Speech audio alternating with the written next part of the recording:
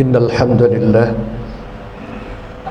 نحمده ونستعينه ونستغفره ونعوذ بالله من شرور أنفسنا وسيئات أعمالنا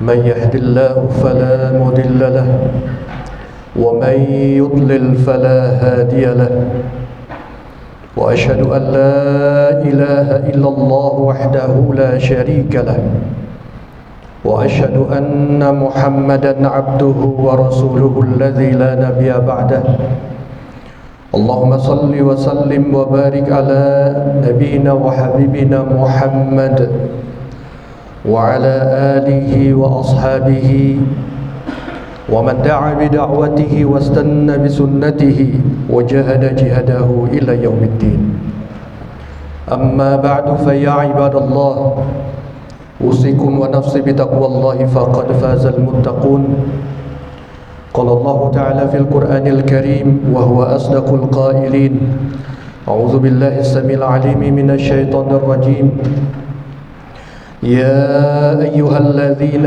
آمنوا اتقوا الله حق تقاته ولا تموتن إلا وأنتم مسلمون وقال أيضا ثم أورثنا الكتاب الذين اصطفينا من عبادنا فمنهم ظالم لنفسه ومنهم مقتصد ومنهم سابق بالخيرات بإذن الله ذلك هو الفضل الكبير وقال رسول الله صلى الله عليه وسلم فيما رواه البخاري ومسلم inna ahwana ahli an-nari 'adzaban yawmal qiyamati la rajulun yudau fi akhmasi qadamayhi jamratani yaghli minhuma dimaghuhu ma yara ana ahadan ashadda minhu 'adzaban wa innahu la ahwanahum 'adzaban atau kama qala Rasulullah sallallahu alaihi wasallam. Sadaqallahul azim wa sadaqa rasuluhul karim wa nahnu ala zalika minasyahidin wa syakirin walhamdulillahi rabbil alamin. Hadirin sidang Jumat yang sama-sama mengharapkan ridha dan rahmat Allah Subhanahu wa taala. Puji yang sejati dan puja yang sempurna hanyalah milik Allah. Dialah Allah yang Maha Pengasih, yang tidak pernah pilih kasih. Dan dialah Allah yang Maha Penyayang, yang kasih sayangnya tidak terbilang. Salawat dan salam senantiasa tercurah kepada baginda Rasulullah, kekasih Allah yang terkasih. Hadirin sidang Jumat yang berbahagia, Buya Hamka dalam sebuah karyanya yang berjudul Tasawuf Modern pernah mengisahkan sebuah cerita, kisah tentang seorang raja yang bernama Raja Iskandar Zulkarnain. Pada suatu ketika beliau dan pasukannya akan mengadakan sebuah penaklukan. Lalu kemudian beliau berkata kepada pasukannya, nanti malam kita akan pergi ke suatu daerah untuk menakluki daerah tersebut, dan kita akan melewati sebuah sungai. Maka ketika kalian melewati sungai tersebut, kata beliau, ambillah, pungutlah apa yang terinjak oleh kaki kalian. Maka ketika malam datang menjelang dan mereka melakukan perjalanan dan sampailah mereka ke sebuah sungai. Lalu kemudian pasukan terbagi menjadi 3 kelompok. Kelompok yang pertama, ketika mereka menyusuri sungai tersebut, mereka tidak ingat, bahkan melupakan apa yang diperintahkan oleh sang raja. Mereka tidak peduli, mereka tidak memungut apapun dari apa yang mereka injak di sungai tersebut. Kemudian kelompok yang kedua, yaitu mereka yang mengingat pesan raja dan kemudian mereka memungut, tapi mereka memungut sekedarnya saja untuk menggugurkan kewajiban bahwa mereka telah melaksanakan perintah sang raja. Dan kelompok yang ketiga, hadirumakumullah, yaitu mereka yang dengan semangat mengumpulkan, memungut apa yang terinjak oleh kaki mereka, dan kemudian mereka masukkan ke dalam karung, ke dalam tas mereka, ya, meskipun kemudian mereka merasakan kelelahan, bahkan merasa berat dengan memanggul apa yang terinjak. Waktu itu malam gelap sehingga mereka tidak tahu apa yang mereka pungut.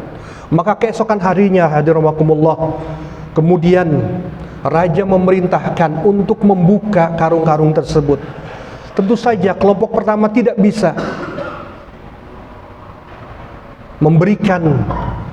menyerahkan apa yang mereka bawa, karena sedikit pun mereka tidak bawa. Kemudian kelompok yang kedua, ketika mereka membuka karung mereka, mereka terkejut, ternyata di dalamnya itu terdapat intan berlian yang mahal harganya. Bahagia, senang mereka, namun dalam diri mereka juga terbesit penyesalan. Kenapa tadi malam tidak dikumpulkan sebanyak-banyaknya sebagaimana yang diperintahkan oleh raja? Kemudian kelompok yang ketiga, hadirumakumullah, betapa bahagianya mereka ketika melihat ternyata yang mereka bawa itu intan berlian yang mahal harganya, dan mereka bersyukur dan mereka melaksanakan sepenuhnya apa yang diperintahkan oleh sang raja. Hadirumakumullah, kisah ini diungkap oleh Buya Hamka ingin menjelaskan kepada kita semua, itulah gambaran umat Islam saat ini. Mereka terbagi menjadi 3 kelompok, dan ini sudah Allah sinyalir di dalam Al-Quranul Karim. Dalam surat Fatir ayat 32, Allah berfirman, "Tsumma awrasnal kitabal ladzina astafaina min ibadina faminhum zalimun li nafsihi wa minhum muqtasid wa minhum sabiqun bil khairati biiznillah zalika huwal fadlul kabir." Kemudian telah kami wariskan Al-Quran ini, Alkitab ini, alladzina astafaina min ibadina, kepada orang-orang yang telah kami pilih di antara hamba-hamba kami. Imam Al-Alusi dalam tafsirnya Ruhul Ma'ani menjelaskan, yang dimaksud dengan alladzina astafaina min ibadina, yaitu orang-orang yang telah kami pilih dari hamba-hamba kami. Beliau mengatakan adalah umat Muhammadin sallallahu alaihi wasallam. Inilah umat Rasulullah, umat Nabi Muhammad sallallahu. Kita semua umat Islam, hadir makumullah. Kitalah umat yang telah dipilih oleh Allah dari sekian banyak umat yang pernah dilahirkan, yang pernah ada di muka bumi ini. Dan kita sudah dipilih oleh Allah. Syekh At-Tantawi dalam tafsirnya Al-Wasit menjelaskan ungkapan istafaina, telah kami pilih. Beliau mengatakan hada tanwihun bifadli haula'il ibad. Ini menunjukkan tentang kemuliaan, keutamaan hamba-hamba kami tersebut. Wa isyaratun ila fadlihim ala ghairihim, dan memberikan isyarat tentang kelebihan, keutamaan umat Rasulullah dibandingkan yang lainnya. Hadirin sidang Jumat yang berbahagia, kita selayaknya perlu berbahagia karena kita umat Rasulullah SAW, umat yang sudah dipilih oleh Allah Subhanahu wa taala, umat yang sudah diberikan kemuliaan lebih dibandingkan umat-umat yang lain. Namun kata Allah Subhanahu wa taala, faminhum zalimun li nafsih. Ada 3 tipologi umat Rasulullah SAW. Yang pertama kata Allah, zalimun li nafsih. Di antara mereka ada yang menganiaya diri mereka sendiri, zalim terhadap diri mereka sendiri. Imam Ibnu Katsir dalam tafsirnya menjelaskan, yang dimaksud dengan zalimun li nafsi adalah, beliau mengatakan, al-mufarritu fi ba'di al-wajibat al-murtakibu li ba'dil al-muharramat, yaitu mereka yang mengabaikan sebagian kewajiban atau kebanyakan kewajiban perintah yang sudah diperintahkan oleh Allah Subhanahu wa taala, oleh Rasulullah sallallahu alaihi wasallam, dan juga al-murtakibu li ba'dil muharramat, dan juga mereka yang melakukan hal-hal yang dilarang, melakukan maksiat, banyak bermaksiat kepada Allah Subhanahu wa taala. Ini yang disebut dengan zalim kepada diri mereka sendiri.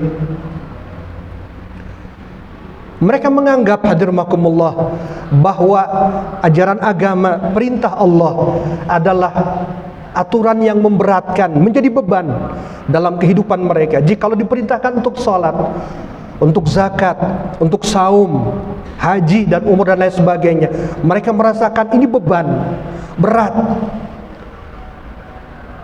sehingga mereka tidak peduli, hare-hare istilahnya dalam bahasa Sunda, tidak menghiraukan. Padahal rahimakumullah, seluruh kewajiban, perintah, ibadah yang Allah berikan kepada kita, kepada umat manusia, bukan untuk membebani mereka, untuk menyulitkan mereka, tapi sebenarnya itu kembali untuk kebaikan diri mereka sendiri. Karena sesungguhnya Allah tidak butuh, hadirmakumullah, terhadap ibadah yang kita lakukan, terhadap amal saleh yang kita lakukan. Allah tidak butuh. Meskipun semua orang di dunia ini tidak mau beribadah kepada Allah, sesungguhnya tidak akan pernah mengurangi kemuliaan dan keagungan Allah. Dan sebaliknya, jikalau seluruh umat manusia beribadah kepada Allah, melaksanakan perintah, dan juga tidak menambah keagungan dan kemuliaan Allah, karena sesungguhnya itu semua kembali kepada diri kita masing-masing. Oleh karena itu Allah berfirman, "Man amila sholihan fali nafsih, wa man asa'a fa 'alaiha." Barang siapa yang beramal soleh, maka sesungguhnya untuk diri dia sendiri, bukan untuk Allah. In ahsantum ahsantum li anfusikum wa in asa'tum falaha. Itu kelompok yang pertama, hadirin. Dan kata beliau, kata Syekh At-Tantawi dalam tafsirnya, inilah mayoritas kebanyakan umat Islam saat ini. Makanya Allah menjelaskan, meruntutkan, menaruh kalimat zalimun li nafsi itu di awal, di antara kelompok yang dua dan ketiga. Ini menunjukkan, urutan ini menunjukkan bahwasanya yang terbanyak, yang mayoritas di antara umat Islam adalah kelompok yang pertama. Kemudian yang kedua, hadirmakumullah, kata Allah Subhanahu wa taala, wa minhum muqtasid, di antara mereka ada yang kelompok pertengahan. Kalau istilah dalam bahasa Arab, al-iqtisad itu adalah hemat. Orang yang, atau orang-orang umat Islam yang mengambil paket hemat, artinya mereka hanya beribadah kepada Allah Subhanahu wa taala hanya untuk menggugurkan kewajiban. Mereka laksanakan kewajiban-kewajiban. Sehingga Imam Ibnu Katsir mengatakan, yang masuk dan dikategorikan atau termasuk kelompok kedua itu, kata beliau, yaitu al-mu'addil lil wajibat. Mereka yang melakukan kewajiban, at-tariku lil muharramat, meninggalkan yang dilarang, yang diharamkan oleh Allah, tapi waqad yaf'alu al-makruhat wa yatruku ba'dal mustahabat. Tapi ada kalanya mereka melakukan yang makruh dan meninggalkan yang mustahab, yang sunnah. Jadi kalau kata kelompok yang kedua, ini kan sunnah. Kalau sunnah, kalau dilakukan mendapat pahala, ditinggalkan tidak berdosa, gitu. Padahal rahimakumullah, kalau salafun saleh dahulu menganggap sesuatu yang sunnah itu adalah segala sesuatu yang jikalau ditinggalkan mereka akan mendapatkan kerugian yang besar. Dan sebaliknya, kalau itu sebuah yang makruh, maka akan mendatangkan kemudaratan dan kerugian yang besar juga kalau mereka laksanakan. Sehingga sekali lagi, kelompok ini hanya melaksanakan perintah Allah Subhanahu wa taala, perintah Rasulullah seadanya saja. Yang penting sudah menggugurkan kewajiban. Kemudian yang ketiga, yaitu wa minhum sabiqun bil khairati bi iznillah. Di antara mereka ada yang berlomba-lomba, yang bersegera untuk mendapatkan kebaikan dengan izin Allah Subhanahu wa taala. Mereka yakin mereka bisa melaksanakan kewajiban, meninggalkan yang diharamkan, melakukan yang mustahab, yang sunnah, dan meninggal yang makruh itu semata-mata karena izin. Karena izin Allah, bukan karena kemampuan, kekuatan mereka sendiri. Mereka menganggap apa yang Allah perintahkan itu adalah sesuatu yang harus dilakukan. Meskipun kelihatannya bagi sebagian besar orang itu memberatkan, tapi bagi mereka segala itu tidak ada artinya dibandingkan untuk melaksanakan apa yang Allah perintahkan. Mereka bersemangat untuk melakukannya. Inilah yang Allah gambarkan di dalam surat Nur ayat 51, innama kana qaulal mu'minina idza du'u ila Allahi wa rasulihi liyahkuma bainahum ay yaqulu sami'na wa ata'na wa ulaika humul muflihun. Sesungguhnya hanyalah perkataan orang-orang yang beriman itu apabila diperintahkan, diseru untuk melaksanakan perintah Allah dan Rasulnya, untuk berhukum dengan hukum Allah dan Rasulnya, ayyaqulu sami'na wa ata'na. Mereka hanya mengatakan sami'na, kami dengar, kami taat. Wa ulaika humul muflihun, dan mereka lah orang-orang yang mendapatkan keberuntungan. Tidak banyak alasan ketika mereka melaksanakan, yang penting kami harus melaksanakan apa yang diperintahkan oleh Allah dan Rasulnya dalam agama ini. Hadirin sidang Jumat yang berbahagia, tiga kelompok tersebut sudah mendapatkan jaminan dari Allah bahwa mereka insya Allah akan mendapatkan surga Allah Subhanahu wa taala, tapi dengan syarat selama mereka tidak melakukan perbuatan syirik, menyekutukan Allah Subhanahu wa taala. Karena dosa syirik tidak akan pernah diampuni. Innallaha la yaghfiru ayyushraka bihi wa yaghfiru ma duna dzalika liman yasha.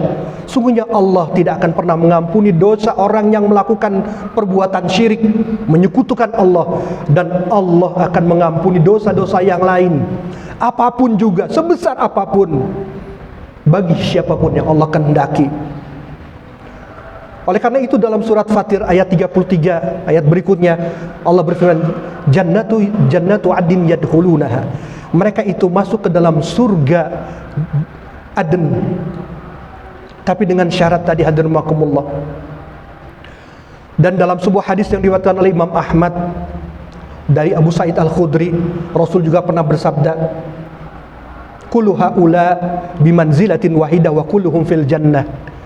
Kata Rasulullah, mereka itu dalam satu kedudukan dan mereka akan masuk ke dalam surga, kata Allah Subhanahu wa taala. Jadi hadirmakumullah, itulah tipologi dari umat Rasulullah sallallahu alaihi wasallam. Sekarang terpulang kepada kita, mau kemana? Mau masuk dalam kelompok mana kita? Kelompok yang pertama, yang kedua, atau yang ketiga? Dan kita berharap mudah-mudahan kita semua masuk dalam kelompok orang-orang yang ketiga, atau minimal masuk ke dalam kelompok orang yang kedua. Dan orang-orang yang kedua dan ketiga tadi insya Allah akan mendapatkan jaminan Allah yang besar, pahala yang luar biasa, sebagaimana yang tadi sudah disampaikan oleh Buya Hamka. Mereka mendapatkan intan berlian yang mahal harganya di dunia ini maupun nanti di yaumil qiyamah kelak. Barakallahu li wa lakum fil Qur'anil azim wa nafa'ni wa iyyakum bima fihi minal ayati wa dzikril hakim wa taqabbala minni wa minkum tilawatahu innahu was-samiul alim. Aqulu qawli hadza wa astaghfirullah li wa lakum wa lisairil muslimina min kulli dzamb fastaghfiru innahu huwal ghafurur rahim.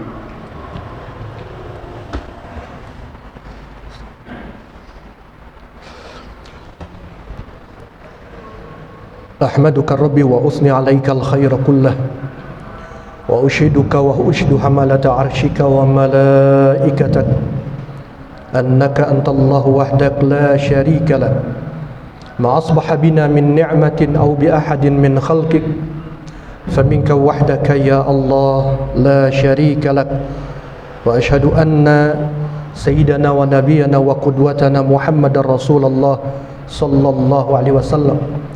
اللهم صل وسلم وبارك على نبينا وحبيبنا محمد وعلى آله وصحبه الذين طابت نفوسهم وصفت قلوبهم فكانوا هم سادة المنصورين.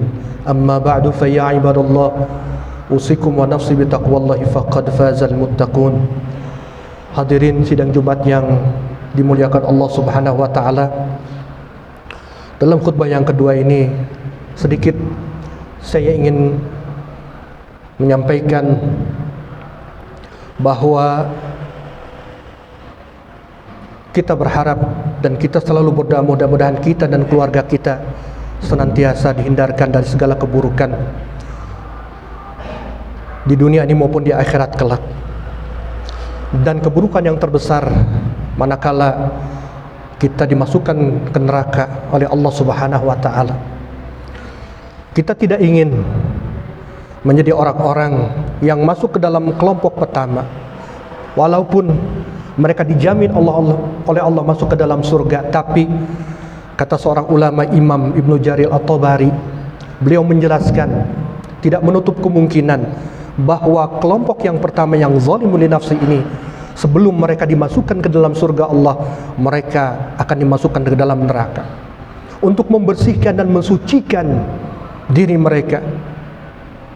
Saya analogikan, kalau kita punya baju-baju yang bersih dalam sebuah lemari, pasti tidak akan langsung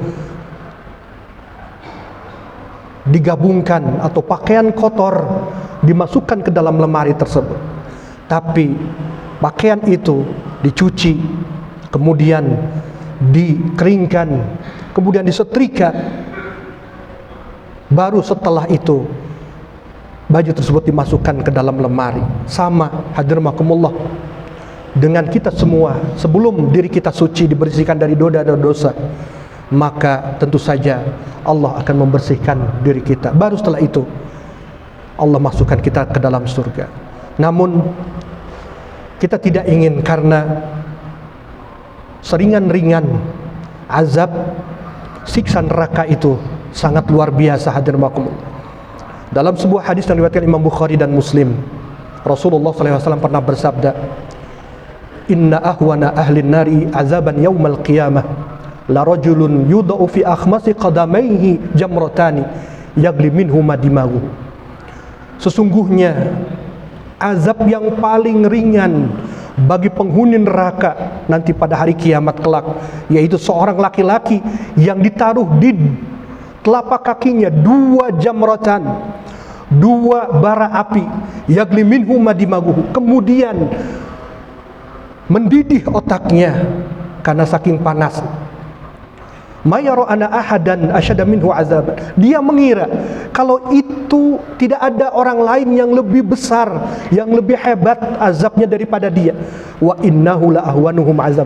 Padahal itu yang paling ringan azabnya nanti di yaumil qiyamah. Oleh karena itu hadirin, sekali lagi mari kita berupaya sekuat tenaga untuk menjadi orang-orang pilihan Allah Subhanahu wa taala, orang-orang yang sentiasa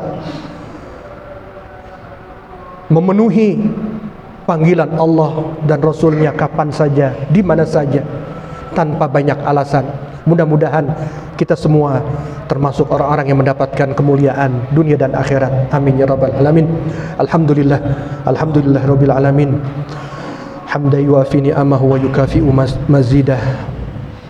Ya Rabbana lakal hamdu kama yanbaghi li jalali wajhikal karim wa 'azimi sultani. Allahumma salli wa sallim wa barik ala Sayyidina Muhammadin wa ala alihi wa sahbihi ajma'in. Allahumma ighfir lil muslimina wal muslimat wal mu'minina wal mu'minat al ahya'i minhum wal amwat innaka sami'un qaribun mujibud da'wat ya qadiyal hajat birahmatika ya arhamar rahimin. Allahumma la tada' lana dhanban illa ghafartah wa la hamman illa farajtah wa la daynan illa qadaitah ولا حاجة من حوائج الدنيا إلى قضيتها ويسرتها يا حي يا قيوم يا ذا الجلال والإكرام. اللهم إنا نسألك رضاك والجنة، اللهم إنا نسألك رضاك والجنة ونعوذ بك من سخطك والنار. اللهم أصلح لنا ديننا الذي هو عصمة أمرنا وأصلح لنا دنيانا التي فيها معاشنا وأصلح لنا آخرتنا التي فيها معادنا واجعل الحياة زيادة لنا في كل خير واجعل الموت راحة لنا من كل شر. اللهم أعز الإسلام والمسلمين وأذل الكفرة والمشركين ودمر أعداءك أعداء الدين يا رب العالمين. اللهم انصر إخواننا المسلمين في فلسطين وفي كل مكان. اللهم أنجِ المستضعفين من المسلمين في فلسطين. اللهم انصر المجاهدين في فلسطين وفي كل مكان. اللهم انصرهم نصرا عزيزا. اللهم سدد سهمهم ووحد صفوفهم واجمع كلمتهم على الحق يا حي يا قيوم. اللهم عليك باليهود فإنهم لا يعجزونك. ربنا ظلمنا أنفسنا وإن لم تغفر لنا وترحمنا لنكونن من الخاسرين. ربنا تقبل منا إنك أنت السميع العليم وتب علينا إنك أنت التواب الرحيم. ربنا آتنا في الدنيا حسنة وفي الآخرة حسنة وقنا عذاب النار. وصلى الله وسلم على نبينا محمد وعلى آله وصحبه أجمعين. سبحان ربك رب العزة عما يصفون والسلام على المرسلين والحمد لله رب العالمين. السلام عليكم ورحمة الله وبركاته.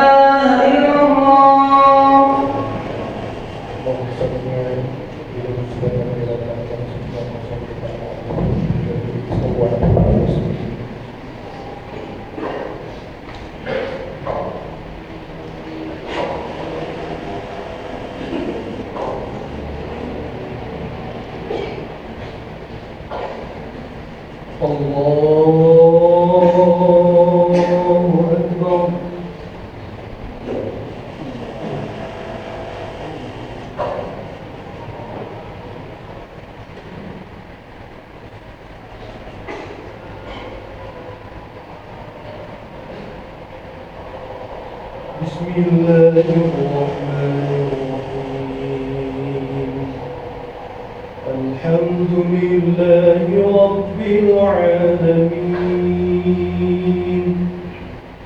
الرحمن الرحيم مالك يوم الدين إياك نعبد وإياك نستعين اهدنا الصراط المستقيم صراط الذين أنعمت عليهم غير المغضوب عليهم ولا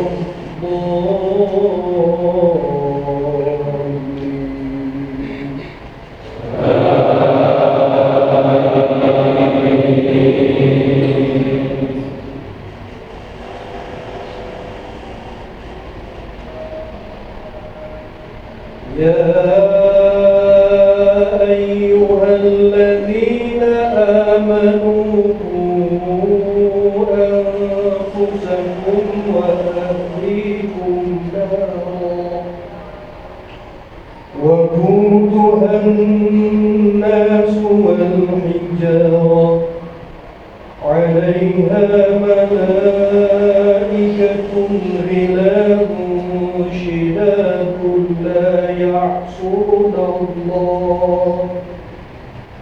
لا يعصون الله ما أمرهم ويفعلون ما يؤمرون يا أيها الذين كفروا لا تعتذروا اليوم إنما تجزون ما كنتم تعملون الله أكبر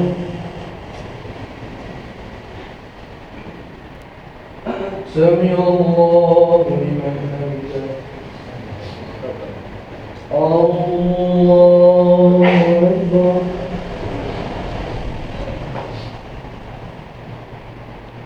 الله أكبر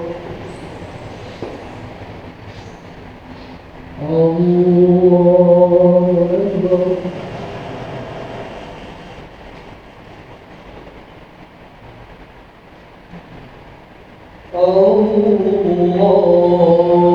الله أكبر بسم الله الرحمن الرحيم الحمد لله رب العالمين الرحمن الرحيم مالك يوم الدين إياك نعبد وإياك نستعين اهدنا الصراط المستقيم صراط الذين أنعمت عليهم غير المغضوب عليهم ولا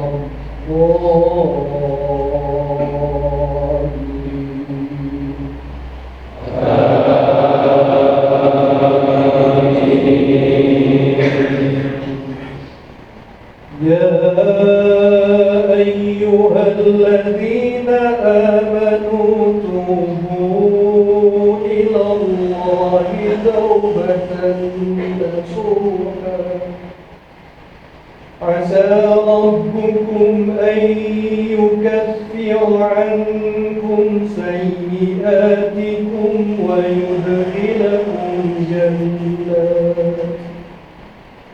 ويدخلكم جنات تجري من تحتها الأنهار يوم لا يخزي الله النبي والذين آمنوا معه نورهم يسعى بين أيديهم وبأيمانهم يقولون ربنا أتمم لنا نورنا واغفر لنا إنك على كل شيء قدير. الله أكبر.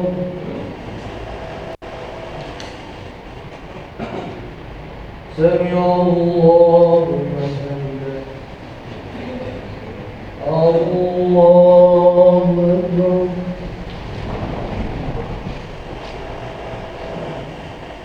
الله أكبر. الله أكبر.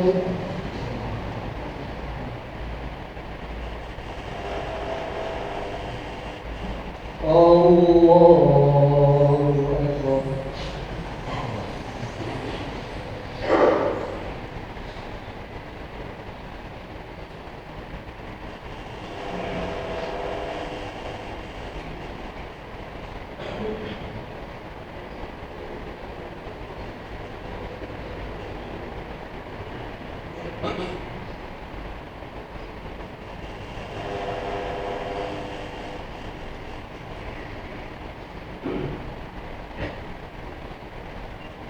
السلام عليكم ورحمة الله. السلام عليكم ورحمة الله.